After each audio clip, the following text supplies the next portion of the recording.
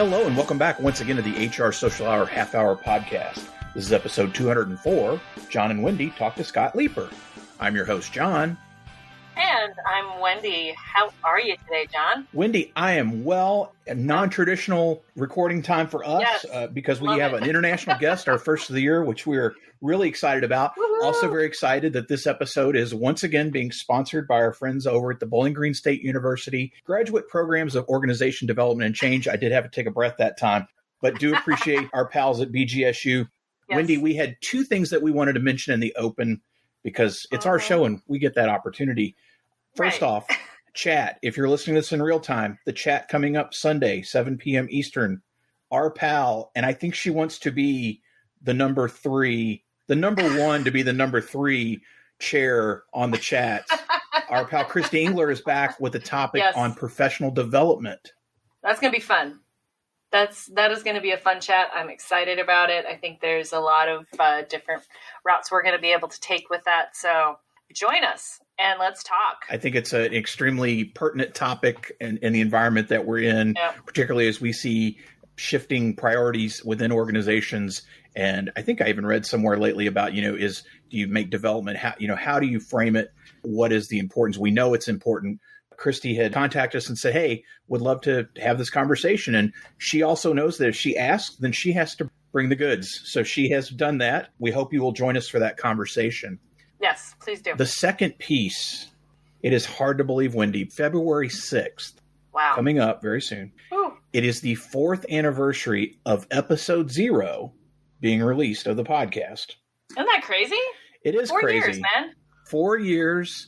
271 or 2 shows total that we'll have put out by then. We are fortunate, though, that is a Sunday in the U.S. It is not a chat week. So we decided we're going to have a party. You are not going to get a cake, unfortunately. You can get a cake and bring it home. You can have a cake. We're going to have a virtual party. Yes. During that typical 7 p.m. Eastern time for us. It may go longer. There's not a chat and there's not a wrestling pay-per-view on.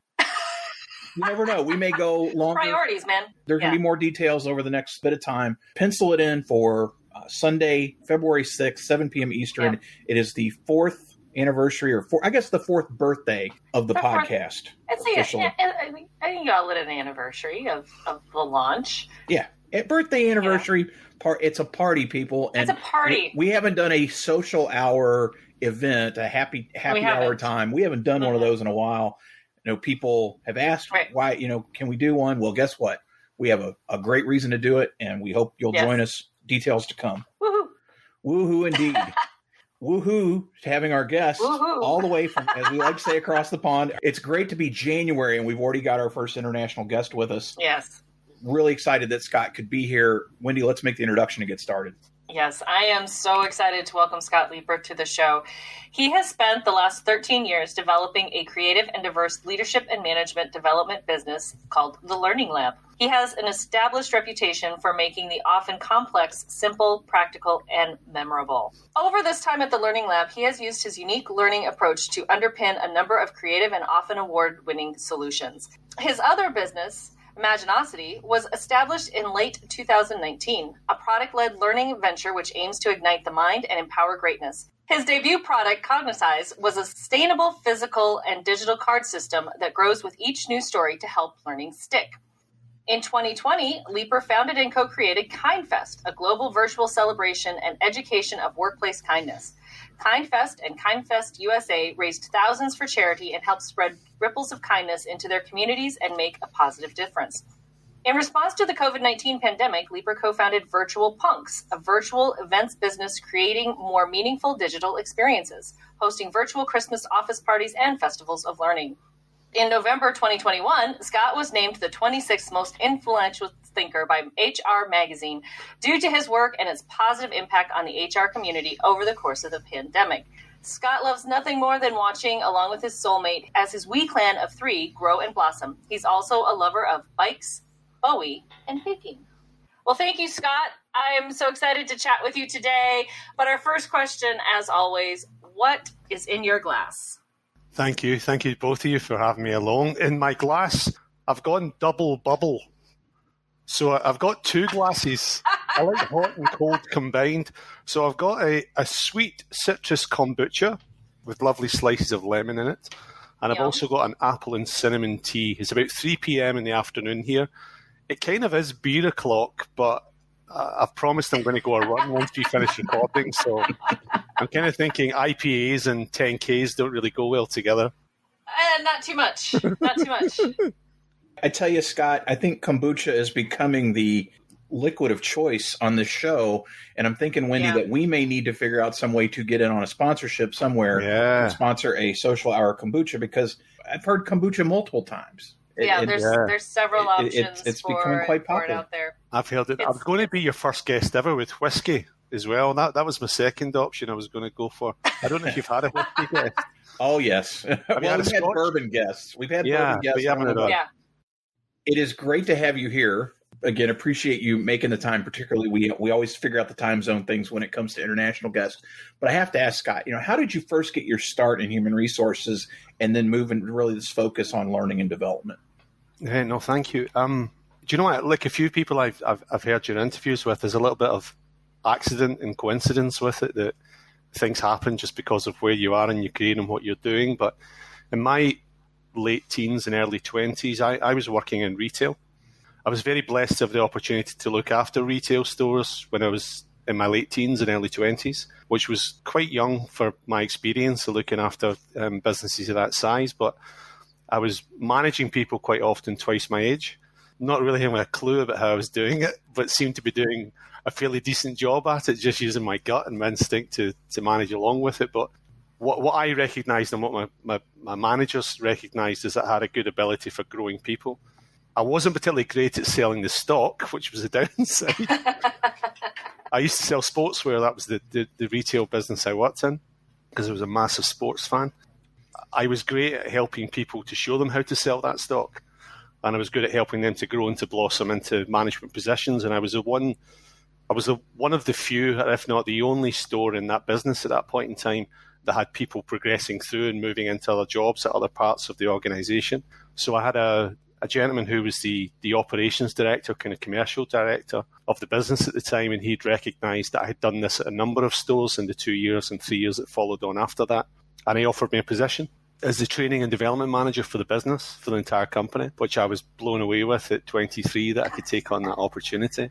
What I didn't know was when I started in day one, he said, "Oh, by the way, you're doing recruitment as well," which was a nice additional side serving I hadn't planned for. So yeah, that's kind of how I got into it. It was somebody, I suppose, spotting my ability and my talent in that area and my passion and interest in growing people, that they gave me an opportunity that was the start of a really kind of blossoming career at that stage in my life. So really, really appreciative to the gentleman called Kenny McCarthy who gave me my start in learning development and in HR. So as part of some of the learning and development that you've done, you have created a card game, which I think is really interesting. What led you to start Cognitize? And tell us a little bit more about the card game. I'm one of these people, I've got a thing called itchy creativity, which means if I see something that I think can be solved, I scratch it and I try to do something about it.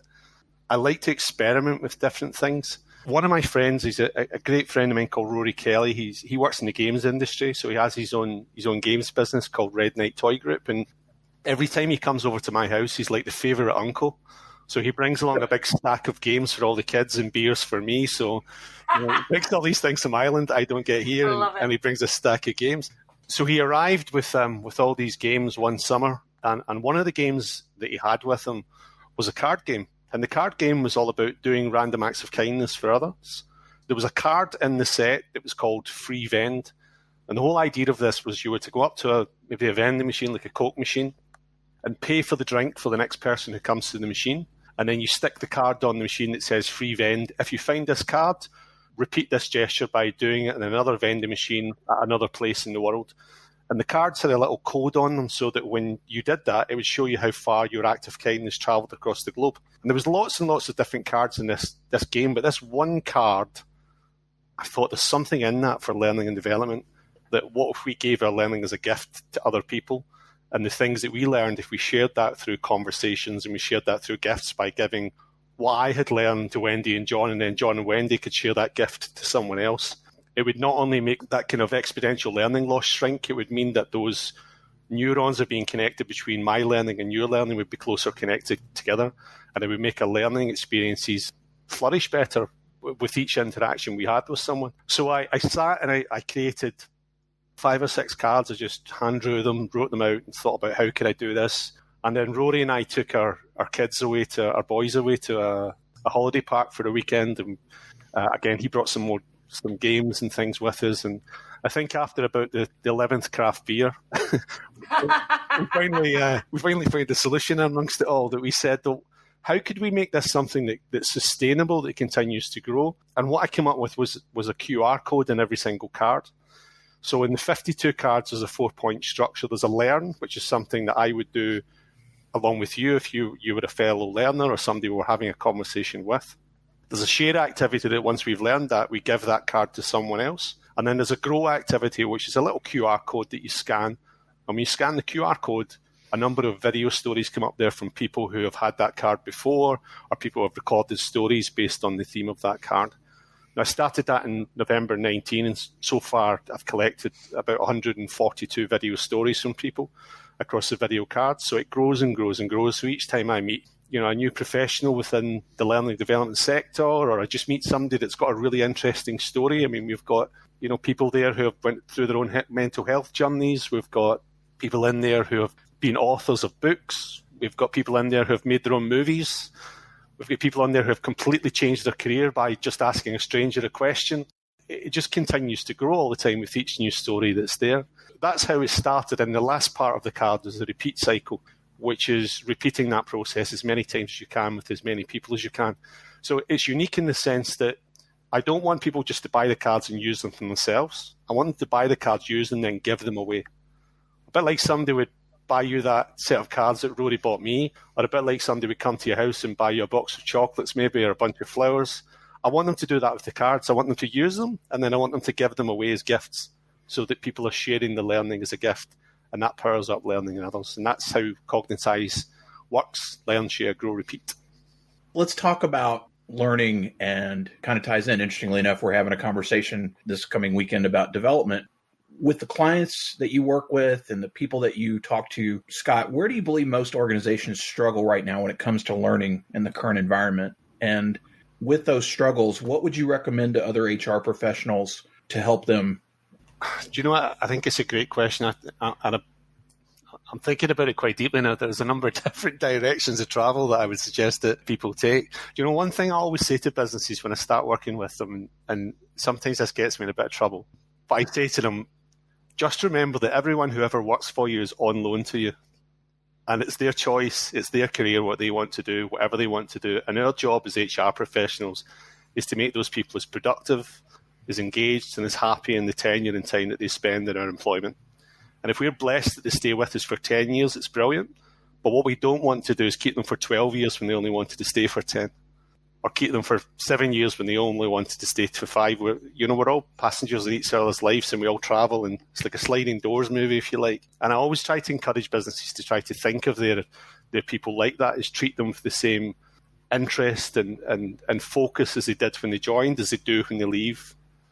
When somebody leaves an organisation, it should be as powerful and nurturing as what an engagement should be when somebody arrives. And I think that's been really interesting across the course of the last couple of years of working in a slightly different way, because organisations have had to adjust a little more rapidly to working in a virtual environment. And certainly here in Scotland, where I am here today, a lot of businesses are still working from home. A lot of that time, there's a lot of people still, working from their own kitchen tables rather than working from an office environment. And it throws up another angle of quite different things, in that you don't always get to see people's input. You only really get to see their output, because you're not in the same physical space as someone. We don't appreciate that sometimes that when we're on virtual calls all the time, you're also looking at yourself as well as looking at the other person. I mean, the only way you'd have seen that pre-pandemic would have been if you're walking about with wing mirrors on your shoulders, actually looking at yourself. So all those things are quite different. I think the environment's quite different, and I don't think we can solve those things by just treating them in the same way we did before. I think we have to treat them in a slightly different way, and we have to look at different solutions. So businesses, for example, that have went, okay, we're now virtual, So we're now going to do full day workshops the same way as we did, face-to-face workshops. Doesn't work. You can't do 5 hours on Zoom when you would have done 5 hours in a meeting room, because it's just cognitively wrong for people. It just overloads the brain. They're not able to connect, and they've got things going on in the background. They've got cats running across the screen. They've got all these things going on. So I think solution-wise, people need to break things down into smaller chunks. The solutions we have need to be a lot more brain-friendly. We have to do a lot more on pre-learning and post-learning for people when we're doing training programs as well, to make sure that we don't just focus on what happens during that 2 hours when we're on screen, but we focus a lot more on the learning experience beforehand. I mean, I had one client, we were about to start off in a face-to-face learning experience in March 20, and it became a virtual experience, and we built a more blended solution. So there was more stuff going on before the learning and a lot more stuff after learning, a lot more continuous stuff. I was using my cards and things in with that as well, which was useful to do that alongside it. But I think that looking at your business in a fresh pair of eyes and not trying to go through it and see the same challenges all the time. And I think on that first point I raised about employees kind of people being on loan to you for the duration of the employment, I just think it shifts the mindset that you look at people in a different light, that you don't own them. You're there to help them, you're there to support them, to help them to progress in their career, whatever they want to do. And I think the more that we see our teams as human beings, and we recognise that as individuals, they've all got other things going on in their life. And I'll use a phrase one of my friends, Kirsty Mack, uses. She says, it's better to give people a good listening to rather than a good talking to. And I think for me, that is the best way to look at that lens of recognising each individual that you work with, is really try to listen to what's going on for them and then try to provide a solution that's more relevant for their own life of what's going on around them, to make sure you're doing as much as you can do to make them feel satisfied and successful in the time that they happen to work for you. I think that's so true, Scott. And I've heard that before where, I think someone said, at the end of the day, every employee is a volunteer because they choose to come in. And so we still have a lot of people looking for that quote, long-term employee. We want someone who's going to stay for 20 years when maybe you don't need that. And so I love that shift that everyone's on loan to you, and we should only keep them as long as they are happy and we are happy, and, all of that. I like that a lot. Yeah. If I get back to my first job I had when I was running a small store, my first management job, that is, I was told by the managing director before I went in, these people are troublemakers. You won't last long with you. And I was only 14 people I was working with, but I worked with them for 16 months and had exactly the same team plus a few additions when we left. Not one of them went because I treated them in that same way. It was to say, look, I want to try and help you be the best that you can be. And if that means you want to leave after 6 months and go to college, or that means that you want to stay with us for 2 years, I'm here to help you to find your best. Help people to shine is so important. Scott, we first heard your name from our friend and previous guest, Joanna Servana, when you partnered on KindFest, which, again, that was such a phenomenal experience. As an attendee, I just thought that was great what you guys put together. What did you learn from that experience, and how do you plan to apply it going forward? I learned if you build it, they will come. Do you know the nervousness we had before that about what happens if you switch this on and 3 people attend? And then we went, do you know what? That doesn't matter. Because if those 3 people change the lives of other people, we've still succeeded in doing something. I've learned that distance it can travel is something that I really didn't consider before it, and how far some of those actions and gestures of kindness can make such a difference to people on other stories in their life that you had no insight or no experience of before you had done that. I mean, I had a conversation. Have you had Kevin Monroe as a guest before? I don't know if you've came across Kevin. Kevin's a fabulous guy who he does a lot of work in the space of gratitude, and he's over in the US as well, Kevin. But I had a conversation with him about 7 months ago, and he was telling me that a lady approached him and said that the work that she and he had been doing together had changed her life beyond recognition. And he said to me, I wouldn't have met her had I not been at KindFest, because that's where we made the contact. He says, so that lady's life would not be different today without both of us attending that session and connecting through it. So I think my biggest lesson is you never know who you're affecting when you try to do these things. I mean, we did it just to try to change the narrative a little bit, and we were really really certain that the one thing we wanted to make sure it was about the movement, was about the ripples, was about the changes. It was not about us creating something. In fact, when we did Kindfest USA, we deliberately took a back seat because we didn't want to be at the front again, because we thought it's important to continually to evolve the hosts and put other people at the front of this. And we had two of your previous guests, and Julie Turney and Steve Brown, as hosts as the US festival as well. I think Steve gets a mention in every episode of this, so today's got one in. Yeah, so it was really important that it was about movement, and I think that's the biggest surprising thing for me, that people still talk to me today about something that happened, going back such a time ago, about the difference it's made to them and the things it's creating. And I think when you sit back from it and you see people interacting online who met at that event, who have now formed business relationships and have now formed their own ventures, or they've been guests in each other's podcasts, and they're all changing their communities' lives by the things that they're doing. I think that's what makes me the proudest, actually, by what we did with it, is the ripples that continues to create all the time is something that just really makes me super proud, actually, of what that's still doing today for people. Scott, when we have UK-based guests, we always like to add a question to the typical conversation, as it's been very interesting to see the responses we've had. What do you believe is the biggest misconception people have about the UK that are not from there? Okay, I could come up with a list, I think. I listened to Gary Cookson's interview you had with him. Gary ticked off a few things that I had in my head as well, so I'm not going to get down the same route. Let me give you a couple then. We don't love to queue. So we do queue, but we don't love to queue. And if you're ever standing in a queue next to a fellow Brit and we're standing there going, somebody's just jumped to queue. Honestly, you think somebody had kidnapped one of your kids. Well, we don't love to do it. We don't enjoy doing it. We get equally as frustrated by queuing, but for some reason we still do it out of politeness and etiquette, because it's something that we've always done. So I think that's one. The other thing is, we don't all love Adele. There's a perception that everyone's into Adele and Coldplay. Neither is true of me, and neither is true of many of my friends. But she still sells millions of records across the world. Those would be my two off the top of my head. And one third, so I thought, it always rains. I'm going to turn my camera around just to prove to John and Wendy right now. It's not raining in Scotland. It's not raining. Right now. It's January. Not raining. Yeah. Oh my goodness. Those are the awesome. Top ones. Scott, we are outsourcing some of our work, and we are asking our guests for questions to ask others. So the question for you is from Amber Sauer. Okay. She asks, what are we not talking about in the HR community that we should be talking about? And why aren't we talking about it?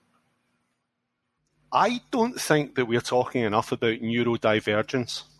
Well, I really don't. And I speak from relative experience of this. My youngest son is on the autistic spectrum, and I'm having a lot of conversations about school at the moment, about education, how well-structured or poorly structured education is for a child on the autistic spectrum, but wider than autism, just in neurodivergence as a whole. And I've been thinking about it quite a lot over the course of the last few years, and asking the question of a lot of organisations that I work with, and there seems to be a lot of appreciation for someone in the workplace that there is neurodivergence, but not necessarily a lot of adjustment that's made, or a lot of encouragement that's made for the brilliance that someone has in their own unique skills.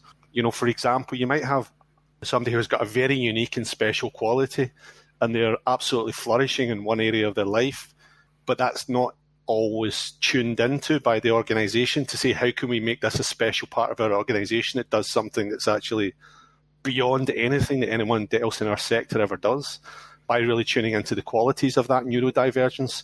So I think we're more appreciative as a society and as an HR community of difference, but I'm not always convinced from a neurodivergence point of view that we then embrace that to its fullest potential and actually really look at the virtues and the strengths of someone who is neurodivergent, the different things that they can bring to an organisation, to a workplace. And I think in HR we've got, some great opportunity actually to do something quite special about that and do something really quite brilliant with it as a quality. I mean, if you went through my son's got 6 albums recorded, and he's 10. He's got his favourite artist is Frank Zappa, and that tells you everything about the difference of how he likes music and what he listens to. But when I ask him about a playlist, he'll have thousands and thousands of playlists about the music and stuff. He's educating me, I'm saying I'm a David Bowie fan. He's off buying B-sides, etc., and things I've never heard before because he gets himself into that depth. So he's got an interest in one particular special area, but he does that because he's got a linguistic talent and a diverse quality in that particular area. And I think when he then reaches the age that he's finally able to go into the workplace, will the workplace celebrate that quality and actually do something with that quality to really help it to shine within the organisation? Or will it say, yeah, that's great, you've got that quality, but yes, you have to do this part of your job, and that's how your job works, rather than seeing that we could actually be creating job opportunities of the future for people that don't exist at the moment. They can actually allow these talents to really flourish and to blossom and to actually make our workplaces such brilliant and vibrant places for these people to shine within as well. I think we need to talk about it a lot more. Well, with that, we're going to take a quick break, and we'll be right back. This episode of the HR Social Hour Half Hour Podcast is brought to you by Bowling Green State University. If the last 2 years have taught us anything, it's the importance of being agile and open to change. Bowling Green State University is a world leader in providing graduate education to working professionals in organization development and change. In fact, in 2019, BGSU launched one of the only professional doctorate programs in the country focused on organization development and change. Both the master's and doctorate degree programs are designed for working professionals and blend the convenience of virtual learning with regularly scheduled in-person weekends a few times a year. The BGSU graduate programs in organization development and change provide students with practical skills and help them grow from a subject matter expert to a sought-after thought leader. To learn more about the master's and doctorate programs in organization development and change at Bowling Green State University, visit bgsu.edu/MOD. Thanks again to Bowling Green State University for sponsoring the HR Social Hour Half Hour Podcast. And now, back to the show. And we're back. Scott, it is now time for everyone's favorite part of our show, the Half Hour Question Connection. Yay! So, Scott, what career did you dream of having when you were a child? I don't know if you'll guess this one. I wanted to be a farmer. Oh, wow. Yeah. Wouldn't have guessed it, but I used to have all these farm toys as a kid, like collect all these little animals and plastic pigs and things, and have all these little farm animals as a plaything. It's before I discovered Star Wars, I should add, but I had all these things. But I used to dream of sitting on top of a combine harvester and mowing down the crops in a field in a big red Massey Ferguson kind of combine harvester, and just every summer. And I think I liked the appeal of the outdoors. And then I think it was my older brother at the time said, "You do know you're going to have to get up at 4 a.m." I went, not so keen in that. Yeah, but initially that was my first thing I thought of. Was to be a farmer. Yeah, definitely. That was outdoors appealed to me. It still does appeal to me a lot, actually. That part stayed with me, just being outdoors and doing things. But I think the farming community was something that I quite fancied doing early in my career. Scott, who's one person you've gotten to know in the last year that you think more people should know? Oh, I've got so many.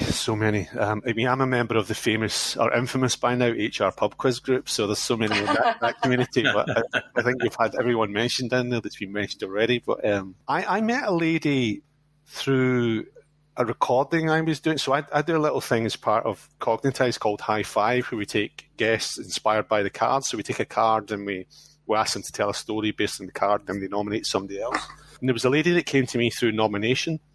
Somebody had nominated her as somebody who would be really interesting to talk to, and the subject of innate brilliance. It was a lady called Helen Amery, who's based here in the UK.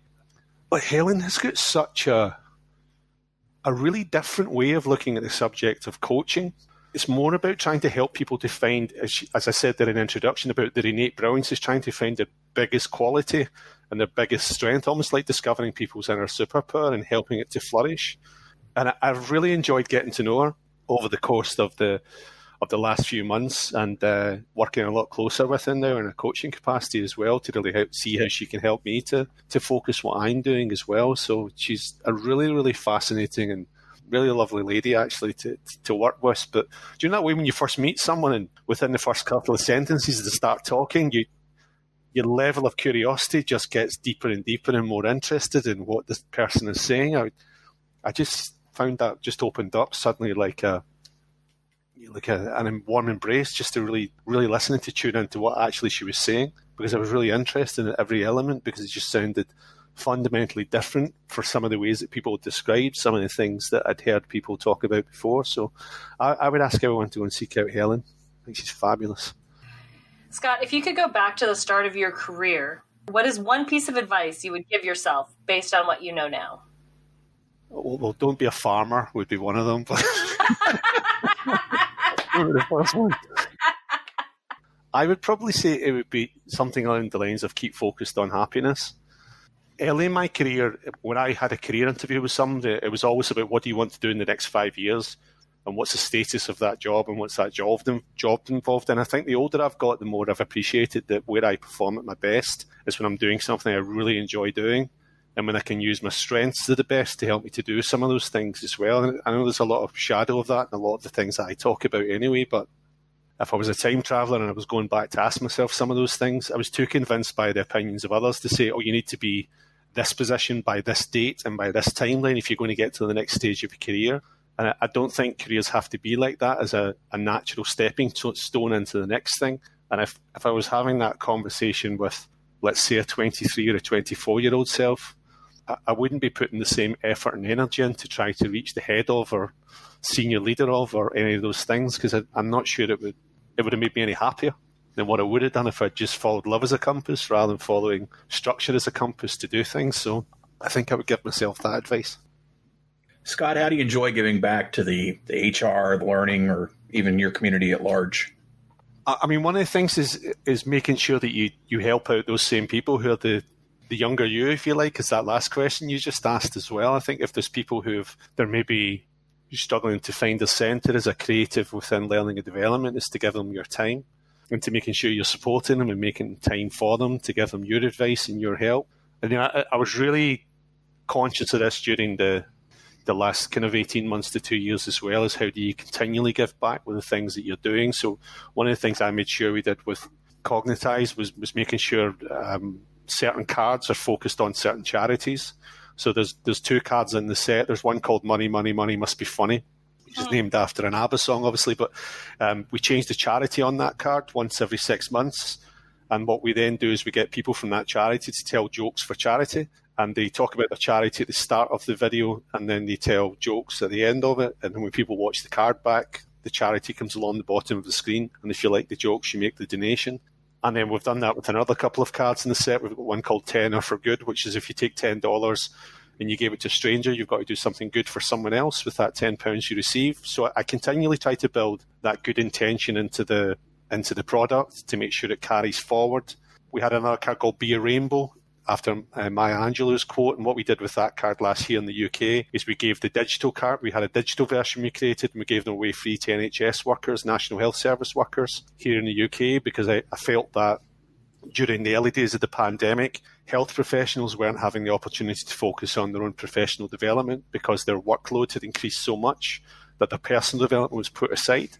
So we offered those all free of charge to people who worked in the National Health Service here in the UK to make sure they were still getting some development as well. So I think it is hugely important that you continually do that in the work that you do, that the commercial benefit you get from what you're doing is clearly a good thing for you because it helps your family stay fed and everything else. But I think in everything that I do with what I do, I think there has to be a thread of goodwill and kindness and compassion built into that, because it's a fabulous currency to trade in. It really does. It does so much for you and for your wider community as well when you do that. Scott, what's your favorite movie? I'm not sure if you've seen this one. It's called Yogi Bear's First Christmas. Yogi Bear's First Christmas. Yogi Bear as in hey boo boo? Yeah. So it wasn't a bad impression. When no, wasn't it? When I was a kid, I watched this film every Christmas with my mum and dad when I was a little boy, and it always really stuck with me what a nostalgic movie it was. And then for some reason it went completely out of circulation. I think it was at the time when VHS went on to DVDs, and the movie was never released on DVD. It was an old Hanna-Barbera 1979, 1980 VHS. I had an old VHS tape that I'd bought in a video store years ago, but was starting to get, really, really badly worn. So finally they re-released it on DVD, and now my kids, every Christmas, that's the first thing they want to do after they've opened their presents in Christmas morning. They want to sit and they want to watch Yogi Bear's First Christmas. It is by no means the best movie ever made, but it gives me a really special moment with my family to sit down and watch that film. And I think no matter what my age and my kids are as I travel through life, I think that movie will always give me a special space to enjoy the things that I enjoy most, to sit back. And it's funny listening to my daughter now, who's 16, and she still wants to watch Yogi Bear's First Christmas because this morning, not really to see it on Netflix, but she wants to watch Yogi Bear, and they won't do anything else until they've watched Yogi Bear. It's like, we must watch Yogi Bear before we have Christmas dinner. It has to be watched. So I think for that reason alone, it's my favourite film. I'm not suggesting it'll be everyone's favourite film, but it just, 2 hours of Yogi Bear, what's not to like? That is definitely a first, Scott. But as someone that says A Christmas Story is their favorite movie of all time, I can heartily respect that very, very much for similar reasons. What about your favorite or the most memorable live performance you've ever attended? Oh, these are I'm so missing these of late because we've not had many live performances here. But I'm going to squeeze in 2 really quickly on this one. One of them was a band I went to see and somebody else come on at the same time that I wasn't expecting. So I went to see Rage Against the Machine at a festival, and it was supposed to be Rage Against the Machine with a headline act. But because Cypress Hill Crew had missed their flight, they were on stage at the same time and just did a jam session for an hour and a half. And it was the most amazing thing I've ever seen. 2 bands just coming together and just jamming for that duration of time. I think that was probably my ultimate because I hadn't seen it coming. The other one was seeing Pearl Jam in Leeds a few years ago. And they played, over the duration of the set, they must have played about 64 tracks. And wow. midnight, Eddie Vedder was still singing Yellow Ledbetter, drinking his 3rd bottle of wine of the evening. He was still going. And that was just... I mean, you can see the security in the pit going, off the stage! And Eddie's like lifting his glass of wine, not giving 2 hoots. Nope. Still going, still playing. So, yeah, those 2 were pretty special. Scott, if you could be on any TV show, either as a character or yourself, what would it be? I wouldn't be myself, but do you know a show that I absolutely love? I love American Pickers. Okay. I love it as a show. Okay. I'm fascinated. I mean, don't get me wrong, when I say this to my wife, she says, don't ever bring any of these items home to our house. Don't ever do it. But I find the dynamic between Frank and Mike really, really interesting when they're on camera. I think there's a difference in how they show appreciation to the community as well when you watch them on camera. So I'm not sure what maybe I'd be the van and then I get to see them both. Or maybe I'd be Danielle back at the base and I get to have communication with them both. But I think they've got a very genuine way, by the way in which they treat people's property. I feel it quite dignified and quite honourable to actually watch them sometimes, about the way they maybe go into an elderly gentleman's home who he's collated all these treasures over the lifetime of living in this property, and he's got this barn that's never been touched in 30 years. Yet he lets these 2 strangers into their home to uncover and to purchase and to buy. I think there's a real genuineness actually in what they do and how they operate things. But I think the reason why I'd want to be there is to see the stuff that happens off camera, that how they pick the thing out the trash that they then put to their front to make sure that's the pristine thing that they then eventually go and buy. But I think it's a really interesting show to actually watch the dynamics that are happening on camera and to be a little hidden figure in the background and to notice what's happening. That's where I'd like to be. It's been announced that it's going to be Scott Leiper Day all around the world. What are we doing to celebrate? Oh, good luck with that. That's everything. Watching Yogi Bear for 24 hours.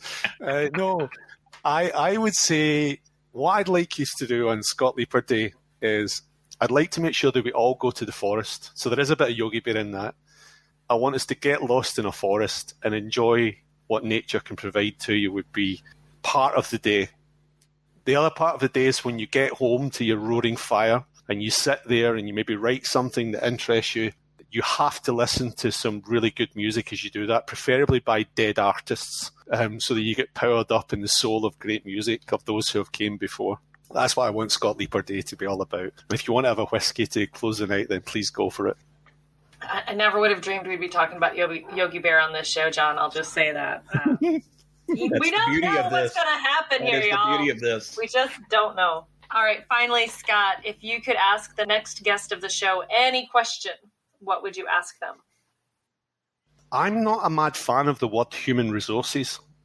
I would like to see if they were to change the name of human resources, what would they change it to that's more reflective of the industry? I like it. You can't read it, but it's now in the book, so it will be asked very, very soon. Fantastic. Scott, this has been just an amazing conversation. Wow, just so much to digest from this conversation. I know many of our listeners are probably connected with you now, but for those that are not, best way to reach you, to get a copy of the game, anything and everything they need to know to get in touch. Sure. Well, fortunate, I'm one of the few Scott Leipers in the world. So my name is Double T, Scott, SCOTT-LEIPER. So if you go onto Twitter or you go onto LinkedIn or any social media platforms, there are only 2 Scott Leipers that I know of. So the other one, when John and Wendy put my picture on, doesn't look like me, so that's the easiest way to find me on that approach. If you're interested in the cards, our website is www.imaginocity. There you go, that's how you spell Imaginocity. imaginocity.co.uk. The Learning Lab is, again, .co.uk, but is the learninglab.co.uk, so you can find us on any of those platforms at all. Feeling that, just get in touch with me via Twitter, and I'm happy to direct you in whatever direction you wish to travel. We'll have all that in the show notes. And then, Wendy, how about you? Best way for listeners to reach you out there? Best way, as always, is on my blog, mydailyjourney.com. And, of course, the second and fourth Sunday of each month, you will find me on Twitter, 7 p.m. Eastern Time, as part of our twice-monthly Twitter chat. How about you, John? Once again, thanks to our friends over at the Bowling Green State University Graduate Programs in Organization Development and Change for sponsoring this episode this entire month of January.